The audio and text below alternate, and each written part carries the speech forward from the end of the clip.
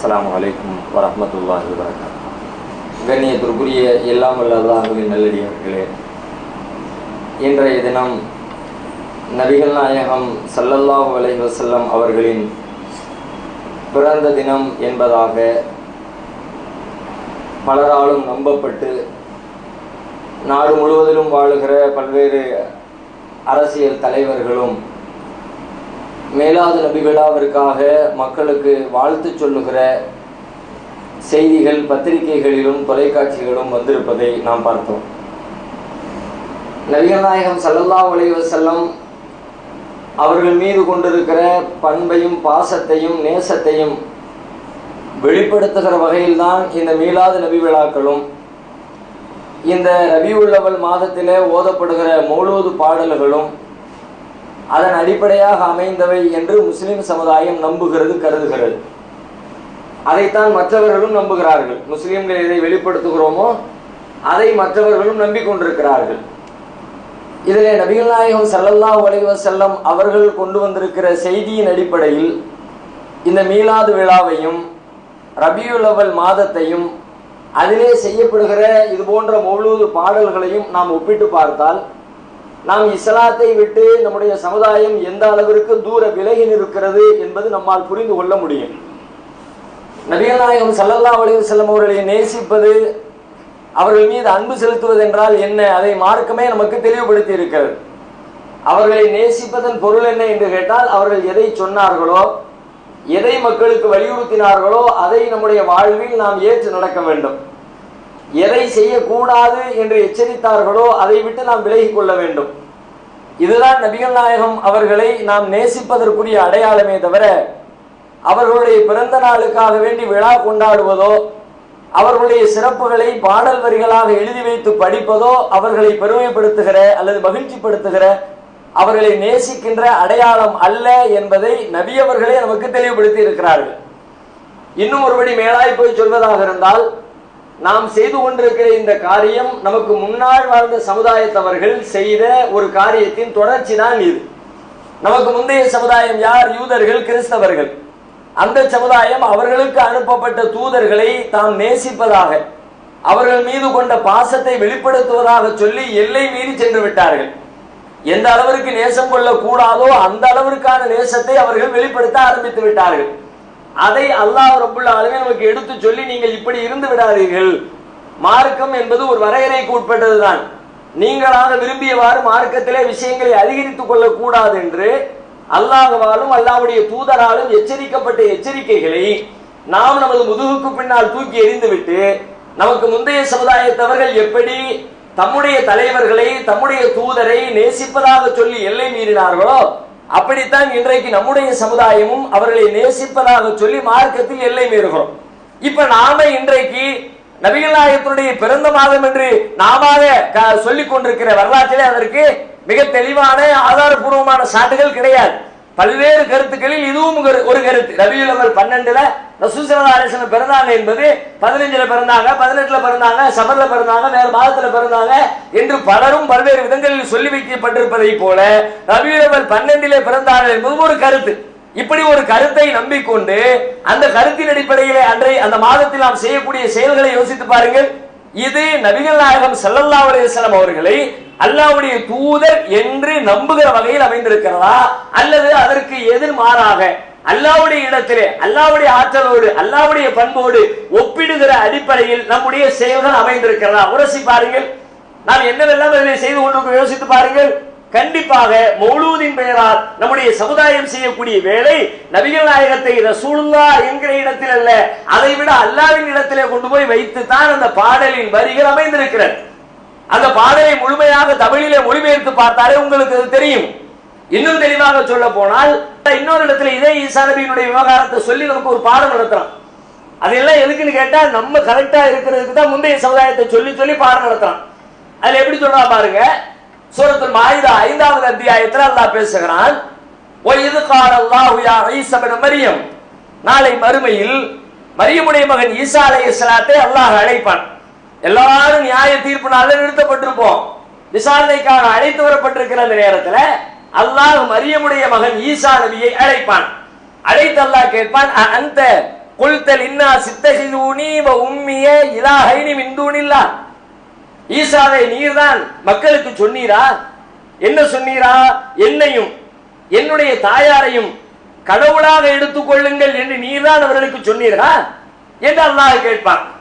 உடனே ஈசா அலைஹிஸ்ஸலாம் ஏன்னா கடவுள் வணங்குறாங்கல்ல, கடவுளுடைய தன்மையை கொடுத்துட்டாங்கல்ல, அதனால எல்லாம் கேட்ட உடனே ஈசா நபி சொல்லுவாங்க, கால சுபஹானக், இறைவானை தூயவன், மா குல்து லஹும் இல்லாமா அமர்தனி பிஹி, இறைவா நான் அப்படி எல்லாம் சொல்லல, நீ எனக்கு தகுதி இல்லாத ஒன்றை சொல்வதற்கு நான் உரிமை இல்லாதவன்.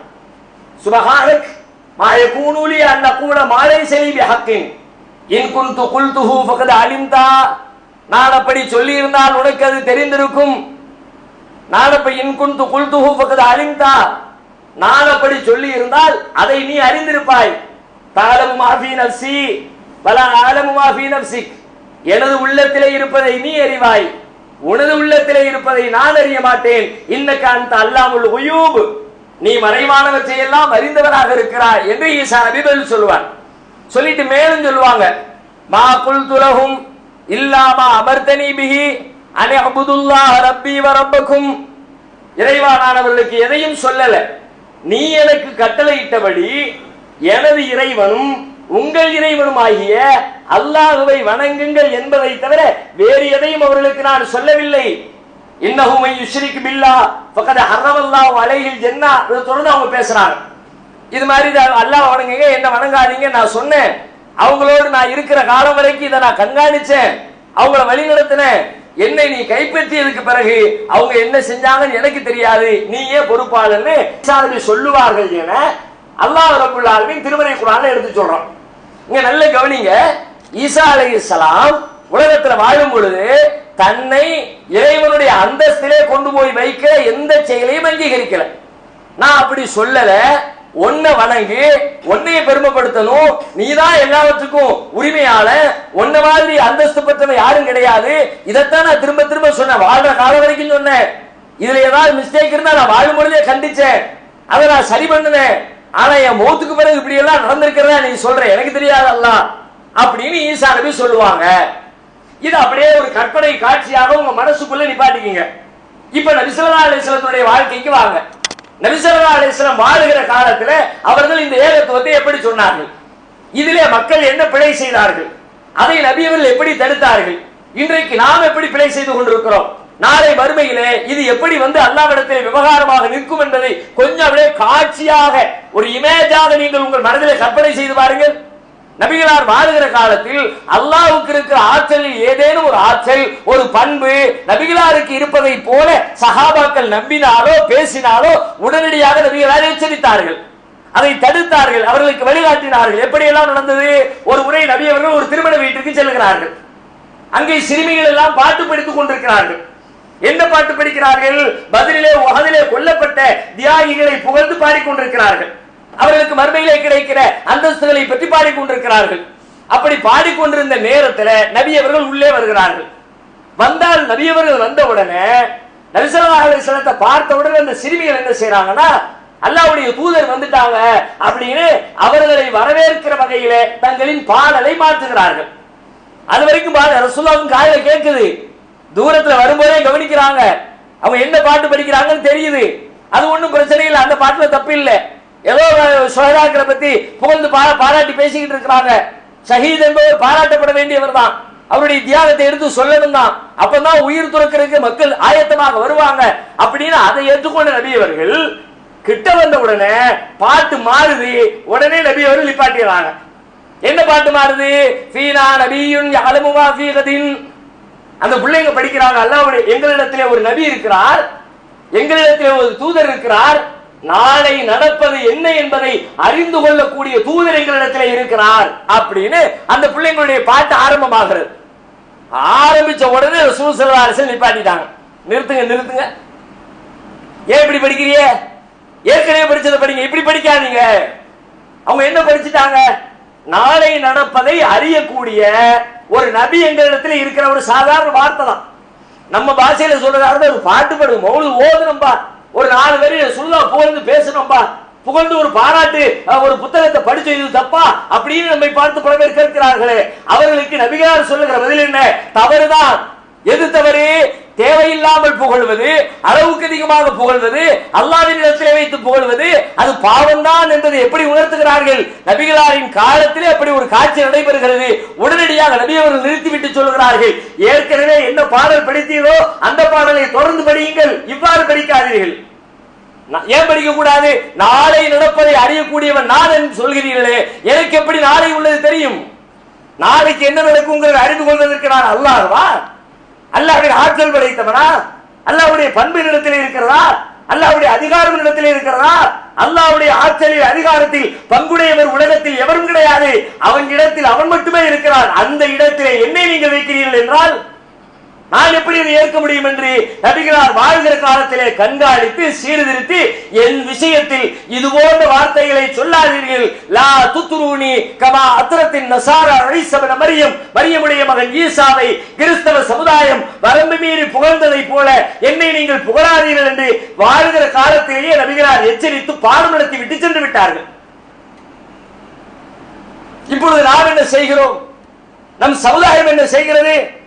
நபிகளார் எதை எச்சரித்தார்களோ, செய்யக்கூடாது என்றார்களோ, தன்னுடைய விஷயத்தில் பாசத்தின் பெயரால், நேசத்தின் பெயரால், அன்பின் பெயரால் இப்படித்தான் சொல்ல நினைப்பீர்கள், ஆனால் சொல்லக்கூடாது என்று தடுத்து விட்டு சென்றார்களோ அதைத்தான் இன்றைக்கு செய்கிறோம்.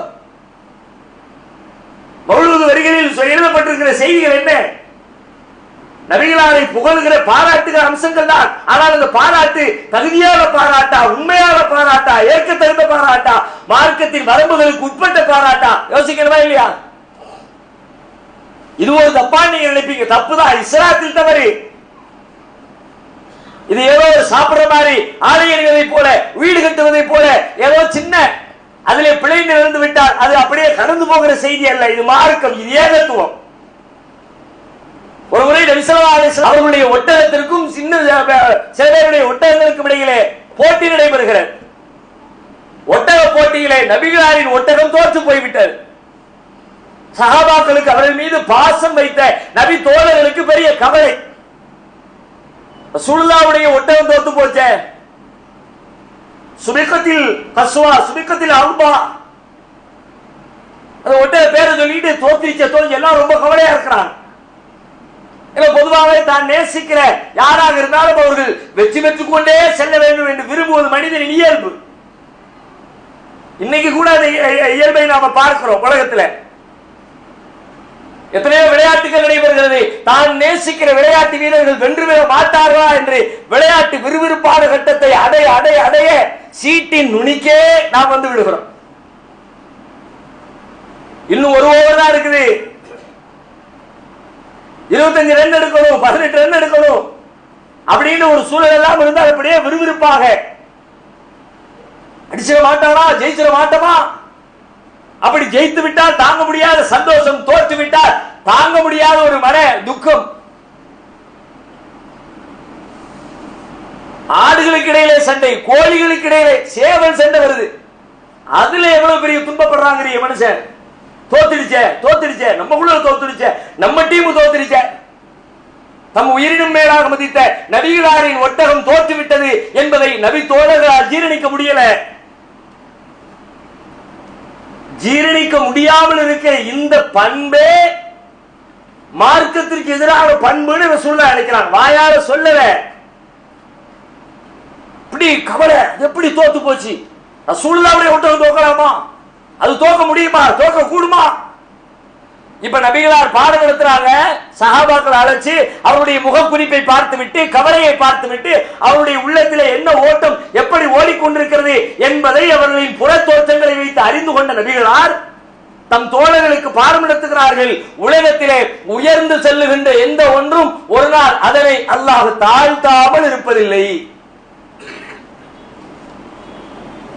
அப்படியே என்ன அர்த்தம்? அல்லாஹ்வுடைய தூதர்னா எப்பவுமே வெற்றி தான் அப்படின்னு கிடையாதுப்பா. அல்லாஹ்வுக்கு தான் எப்போதுமே வெற்றி.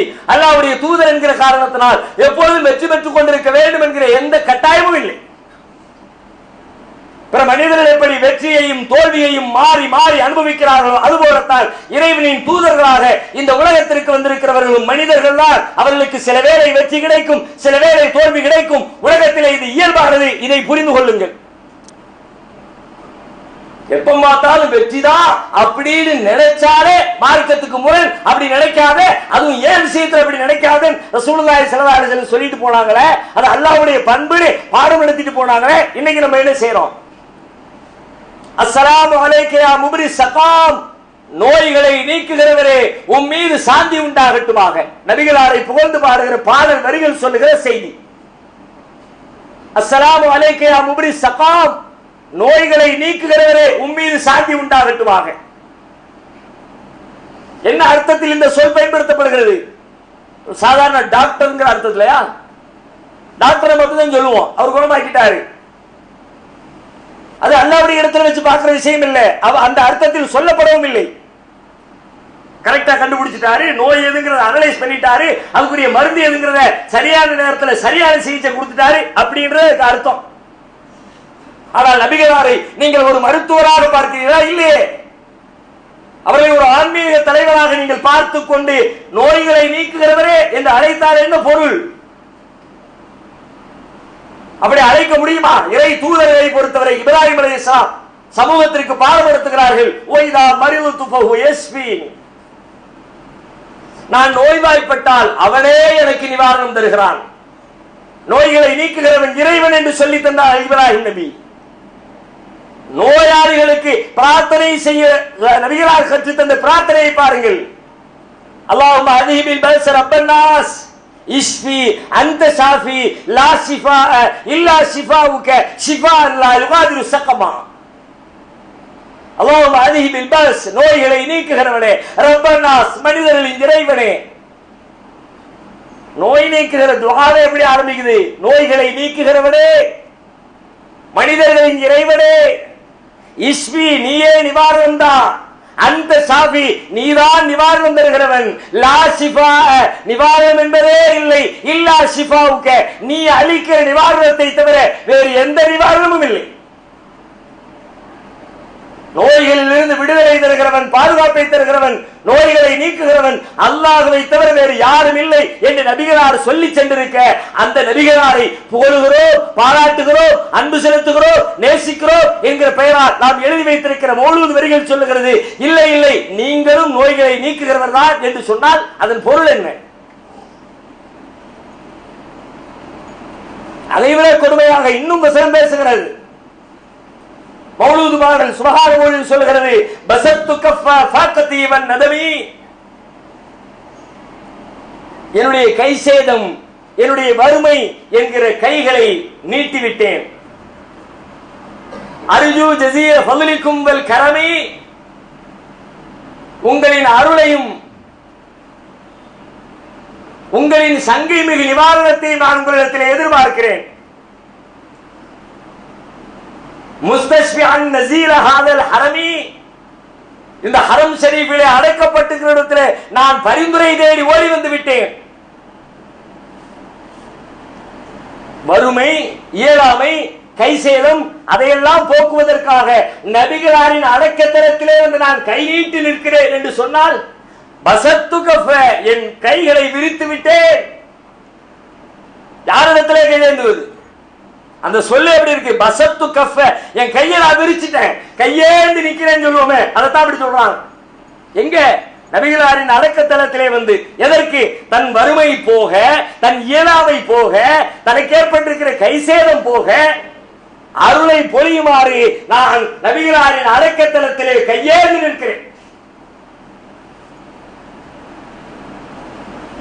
அப்ப எப்போதும் பேசுறவன் இறைவனிடத்தில் கையேந்துங்கள், அதுக்கு என்ன அர்த்தம்?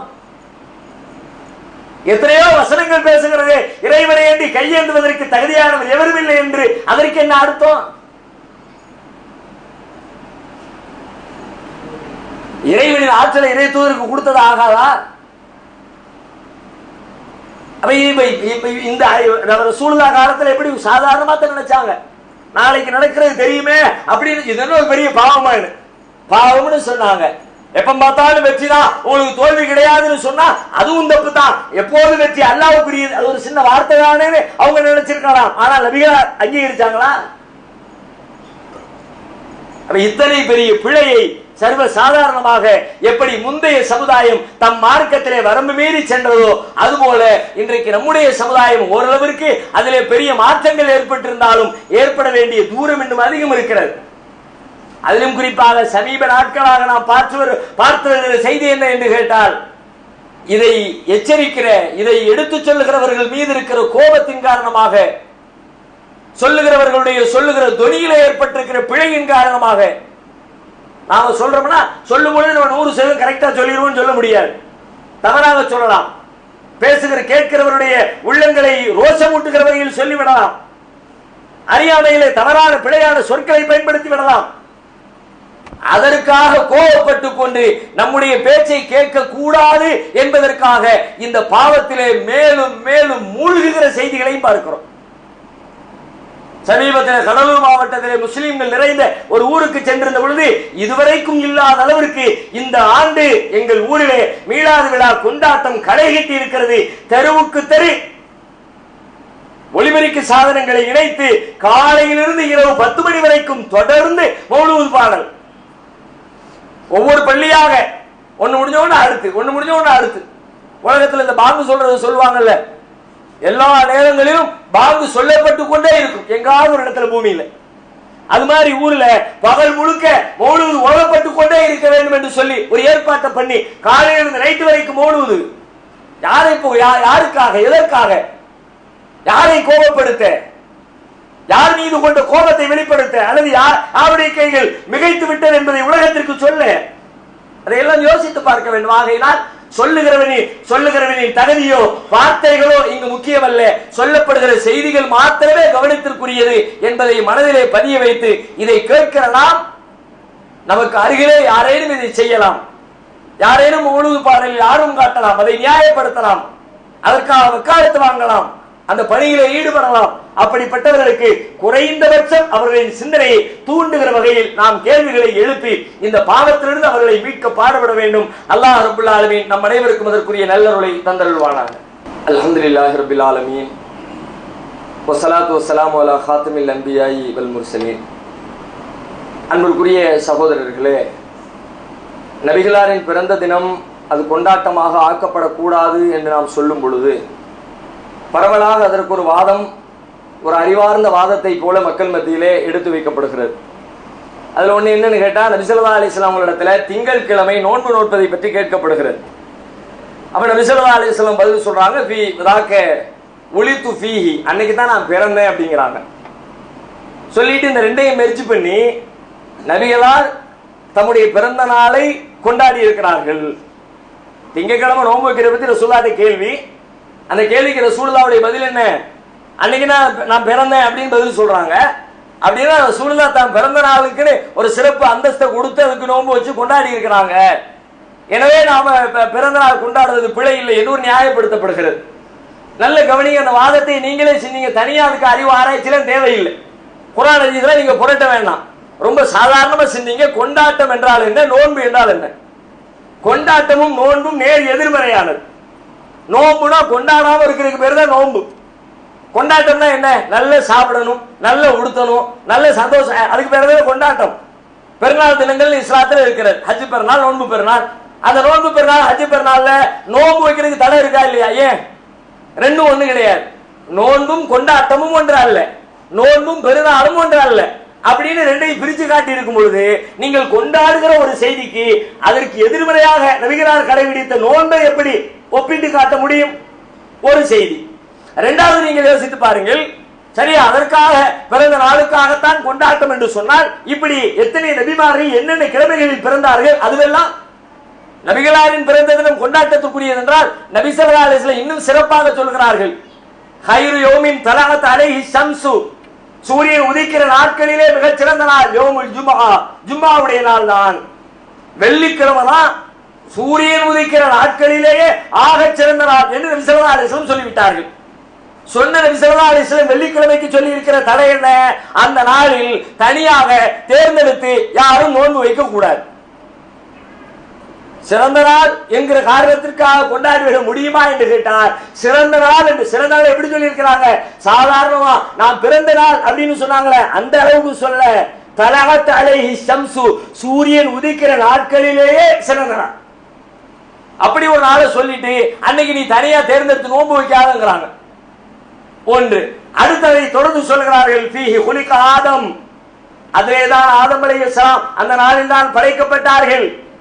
வெள்ளிக்கிழமையில தான் ஆதம் அலைஹிஸ்ஸலாம் படைக்கப்பட்டாங்க. ஃபீஹி உதுகிலல் ஜன்னா, அந்த நாளில் தான் அவர்கள் சுவர்க்கத்திற்குள்ளே நுழைக்கப்பட்டார்கள். ஃபீஹி உக்ரிஜ மின்ஹா, அந்த நாளில் தான் சுவர்க்கத்திலிருந்து வெளியேற்றப்பட்டார்கள். வலா தகூமு ஸாஅத்து இல்லா ஃபீ யௌமில் ஜும்ஆ, கியாமத் நாள் என்பதும் வெள்ளிக்கிழமையிலே தான் வரும் என்று நபிகளார் எச்சரித்தார்கள். பிறந்ததுக்காக வேண்டின்னு சொல்றதா, சொர்க்கத்தில் குடியமர்த்துறதுக்குன்னு சொல்றதா, சொர்க்கத்தை விட்டு வெளியேற்றுறதுக்குன்னு சொல்றதா, அது உலகமே அழிய போற நாள் என்பதற்காக என்ன சொல்வது? அப்ப இதையெல்லாம் ஒப்பிடுகிற பொழுது இந்த பிறப்பிற்காக வேண்டியான கொண்டாட்டங்களை இஸ்லாம் அங்கீகரிக்கவில்லை என்பதை நாம் விளங்கிக் கொள்ள வேண்டும். அதை தாண்டி இது மாதிரி செய்யக்கூடிய காரியங்கள் எல்லாம் மா பாதகம், இறைவனுக்கு இணை கற்பிக்கிற இஸ்லாத்தின் அடிப்படை கொள்கைகளை தகர்க்கிற பெரும்பாவம் என்று விளங்கி இருக்கிற நாம் அதிலிருந்து நாம் விலகிக் கொள்வதற்கு ஆக பாடுபட வேண்டும். நமக்கு எல்லாம் புரிஞ்சிருச்சு, மௌலூது தப்பு, தர்கா தப்பு, சிறுக்கு தாயத்து தகவலெல்லாம் சிறுக்கு, அதெல்லாம் கூடாது, நான் இனிமே செய்ய மாட்டேன்னு மனதளவில் புரிந்து கொண்டால் மட்டும் போதாது. எவ்வளவு நாளைக்கு நாம இதுல உறுதியா இருப்போம் நம்மளால சொல்ல முடியாது. ஏதேனும் ஒரு சோதனை ஏற்படலாம், வாழ்க்கையில் சிக்கல் சிரமங்கள் ஏற்படலாம், நமக்கு அருகிலே இருக்கிறவர்கள் நமக்கு தவறான வழிகாட்டுதலை தந்து நம்மை வெளியெடுத்து விடலாம். அதிலிருந்தெல்லாம் நாம் காப்பாற்றப்பட வேண்டும் என்று சொன்னால் இது போன்ற பெரும்பாவங்களில் வீழ்ந்து விடாமல், இறைவா எங்களை நீ காப்பாற்று என்று அல்லாஹ்விடத்திலே தொடர்ந்து நாம் துஆ செய்து கொண்டே இருக்க வேண்டும். எந்த அளவிற்கு என்றால் மிகச் சிறந்த உதாரணம் நபி இப்ராஹிம் அலைஹிஸ்ஸலாம். இப்ராஹிம் அலைஹிஸ்ஸலாம் இறைவனுக்கு இணை கற்பிப்பார்கள், சிலைகளை வணங்குவார்கள் என்று யாரேனும் கற்பனை செய்ய முடியுமா? இப்ராஹிம் நபியுடைய சிறப்புகளை பற்றி பேசுகிற எல்லா இடங்களிலேயும் வமா கான மினல் முஷ்ரிகீன், அவர் இணை கற்பிக்க கூடியவராக இருந்ததில்லை என்றுதான் அல்லாஹ் சிலாகித்து பேசுகிறார். அப்படிப்பட்ட இப்ராஹிம் அலைஹிஸ்ஸலாம் அல்லாஹ்விடத்திலே செய்த துஆவை திருமறை குர்ஆன் சொல்லுகிறது. வைது கால இப்ராஹிம், இப்ராஹிம் செய்த துஆவை நினைவூட்டுங்கள். என்ன துஆ செய்தார்? ரப்பி ஜஅல் ஹாதல் பலத ஆமினா, இறைவா இந்த பூமியை அபய பூமியாக ஆக்கு, இந்த பூமியை மக்காவை, வஜ்னுபுனி வ பனிய அன் நஅபுதல் அஸ்னாம், என்னையும் என் சந்ததிகளையும் சிலை வணங்குவதை விட்டும் நீ பாதுகாத்து விடு. சிலை வணக்கத்தின் எதிரியாக இருந்து ஏகத்துவத்தை நிலைநாட்டிய இறை தூதர் இப்ராஹிம் அலைஹிஸ்ஸலாம் அல்லாஹ்விடத்தில் அது எப்ப செய்யறாங்க? நீண்ட நெடிய போராட்டங்களுக்கு பிறகு தம் ஊரில் இருந்து ஹிஜ்ரத் செய்து மகனை கொண்டு போய் குடியமர்த்தி அதற்கு பிறகு காபாவை கட்டியமைத்து இதுவெல்லாம் நடந்ததற்கு பிறகு அல்லாஹ்விடத்தில் துஆ செய்றாங்க, இறைவா என்னையும் என் சந்ததிகளையும் சிலைகளை வணங்குவதை விட்டும் பாதுகாப்பாயாக என்று அல்லாஹ்விடத்திலே கேட்கிறார்கள். என்றால் இந்த இணை கற்பிக்கின்ற பாவத்திலிருந்து விலக நினைக்கிற நாமும் அவ்வப்போது அடிக்கடி நம்முடைய தொழுகைகளுக்கு பிறகான மற்ற நேர துஆக்களின் பொழுது இறைவா இணை கற்பித்தல் என்ற பாவத்திலிருந்து எங்களை பாதுகாத்து விடு என்று தொடர்ந்து பிரார்த்திக்க வேண்டும். அல்லாஹ் ரப்பல் ஆலமீன் அப்படிப்பட்ட நன்மக்களாக